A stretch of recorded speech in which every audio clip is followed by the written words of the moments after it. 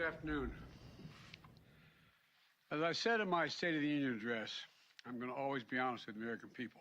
Today, I want to talk with you about the cost here at home of Putin's decision to brutally and savagely invade a sovereign nation.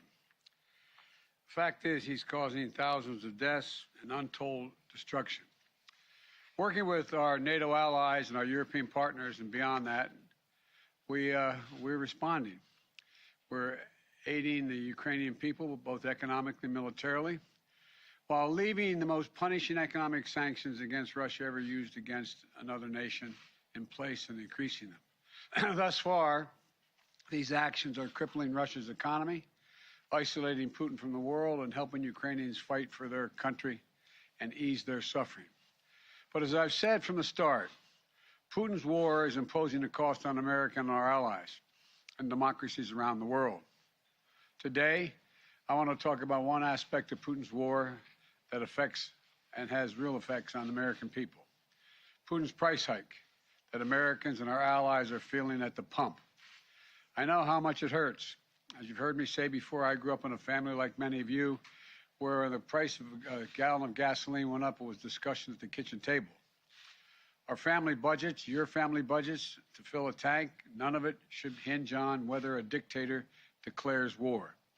So today I'm laying out a two-part plan, not only to ease the pain that families are feeling right now, but to end this era of dependence and uncertainty, and to lay a new foundation for true and lasting American energy independence. Parenthetically, just imagine if, in fact, Europe didn't have to count on Russian oil, if they were energy independent. It would change the nature of so much. The problem we're facing with gas prices has two roots. First, the pandemic. When COVID struck, demand for oil plummeted, so production slowed down worldwide.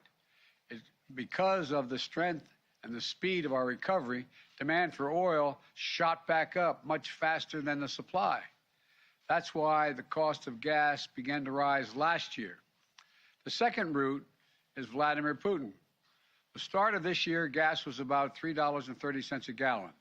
Today, it's about averaging $4.20, $4.22. It's higher in many states.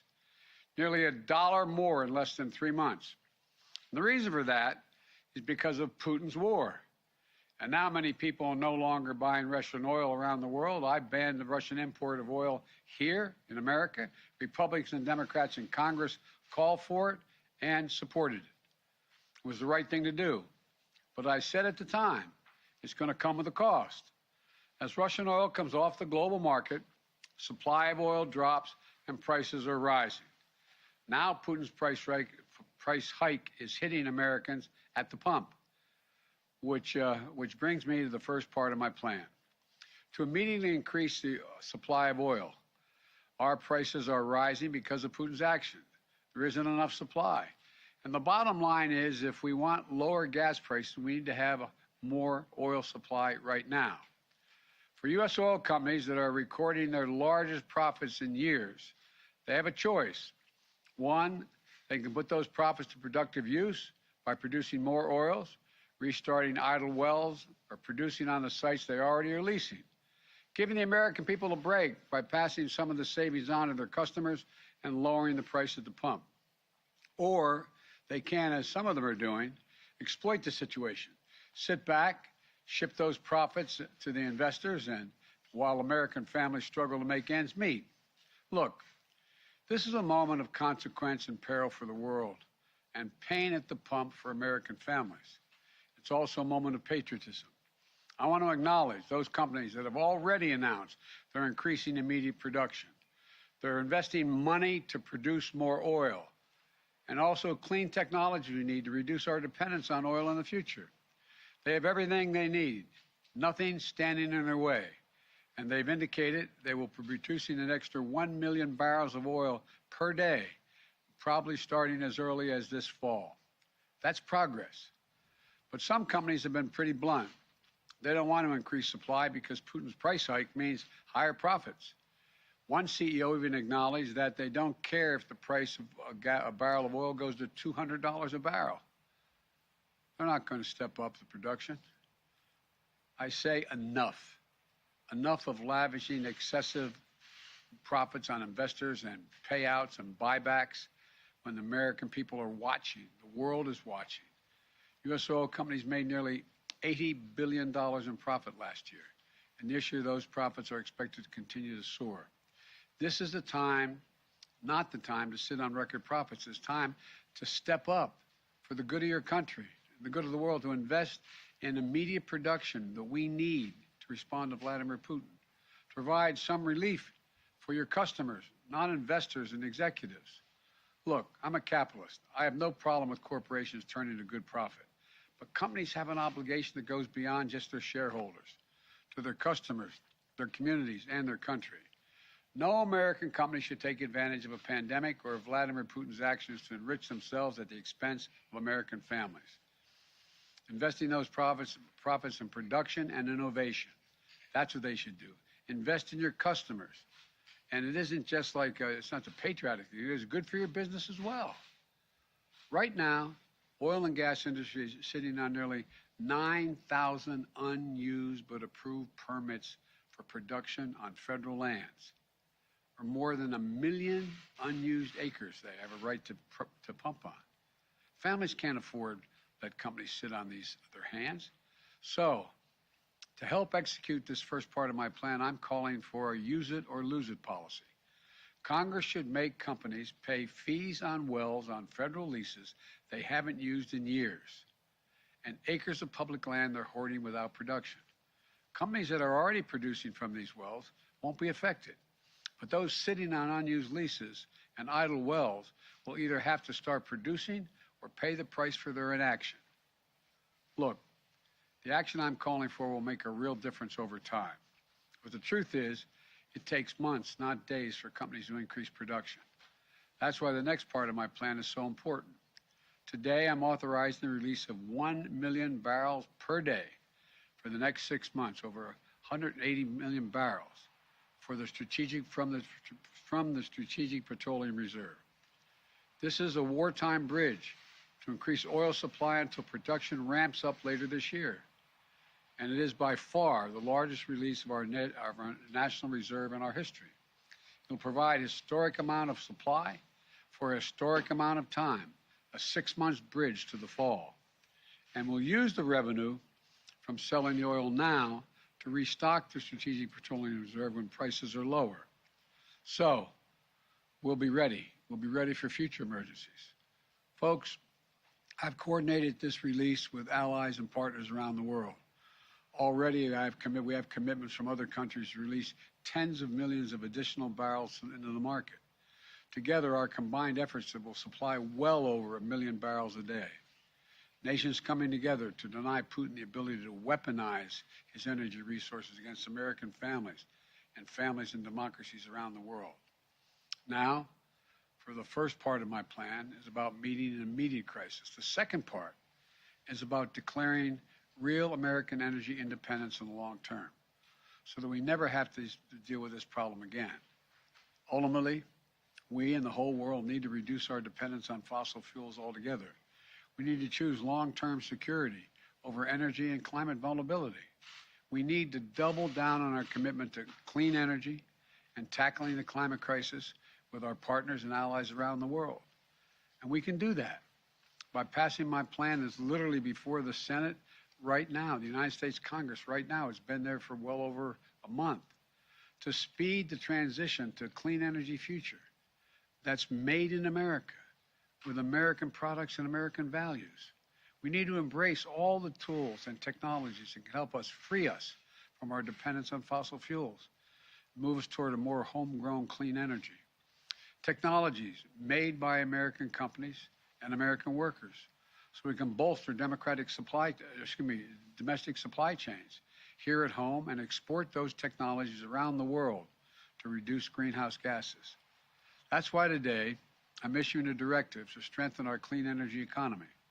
I'm going to use the Defense Production Act to secure American supply chains for the critical materials that go into batteries for electric vehicles and the storage of renewable energy, lithium, graphite, nickel, and so much more. We need to end our long-term reliance on China and other countries for inputs that will power the future. and I'll use every tool I have to make that happen. Yes, building a made-in-America clean energy future will help safeguard our national security. Yes, it will help us tackle climate change.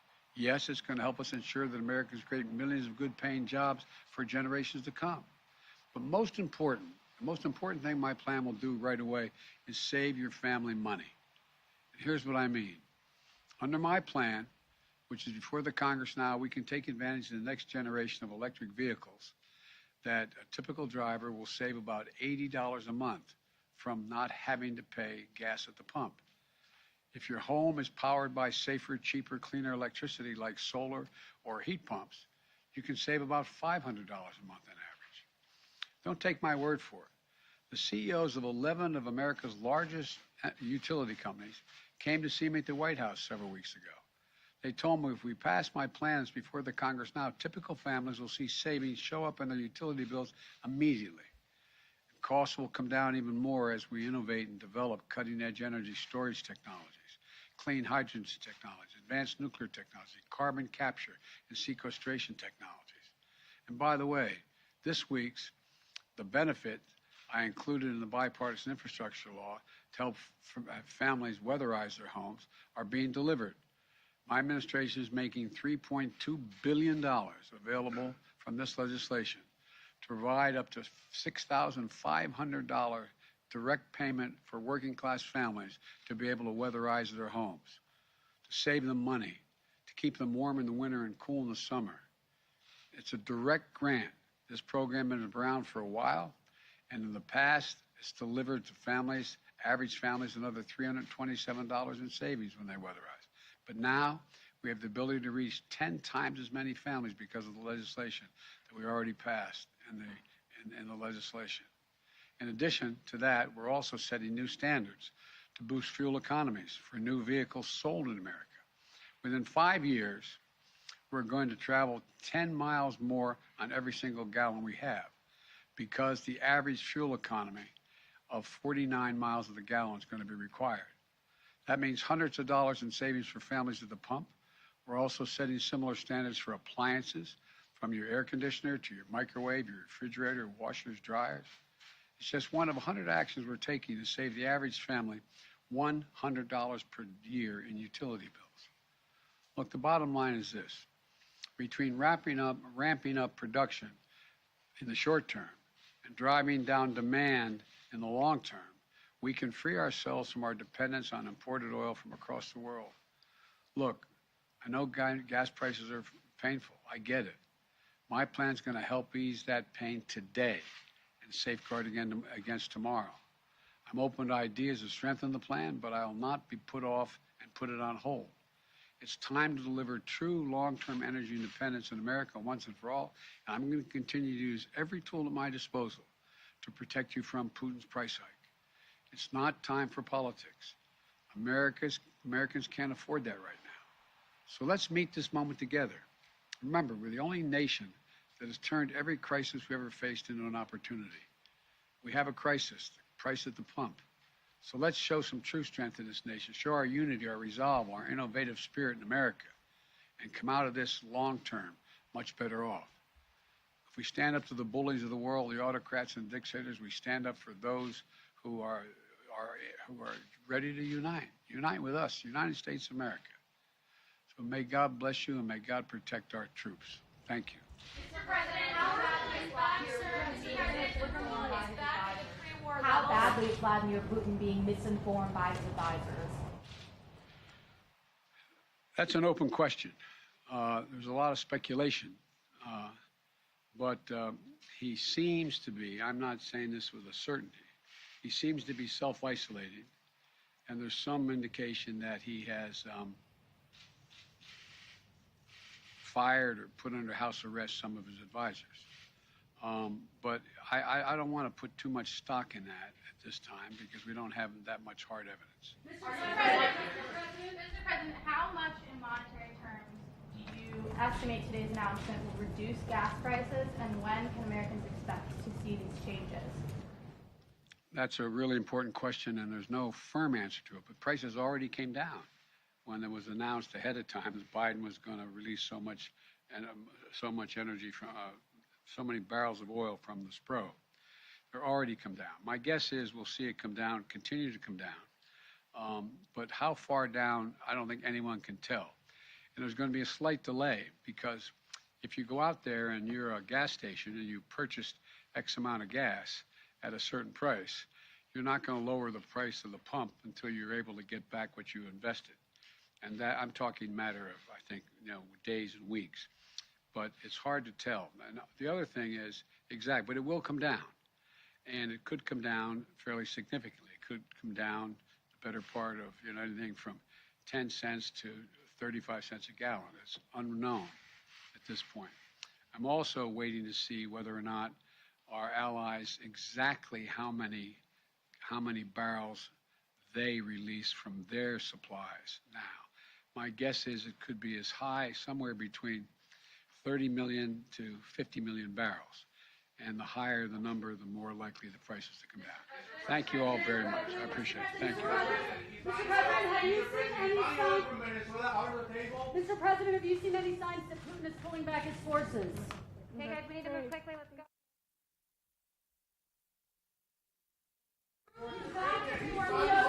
Come on, you guys, let's go. Are the sanctions still working, sir? The ruble's back. Hold on. Here we go. I'll answer one question. The question is pulling back his forces. Whoever asked that question. Yes. The question of whether he's pulling back his forces depends on how you read exactly what's going on. Thus far, there is no clear evidence that he's pulling all of his forces out of Kyiv. There is also evidence that he is beefing up his troops down in the Donbass area. Depending on your view of Putin, I'm a little skeptical. It's an open question whether he's actually pulling back and going to say, I'm just going to focus on the Donbass and I'm not worried about the rest of the country. I'm a skeptic, but I don't have proof that in fact he is not going, he's taking a pause, doing all he can to use all the troops he has in the Donbass and continue to keep an eye on and try to move beyond the rest of the country. Don't know the answer, but it appears so far that he has not pulled all of the idea he's pulling all the troops out from around Kyiv and moving south. There's no evidence that he's done that. Does President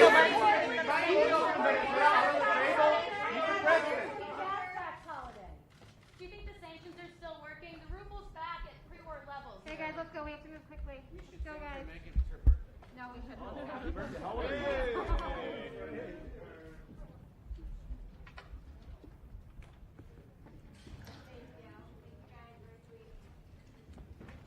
Sorry. Jay, just unplug me and we're gonna go.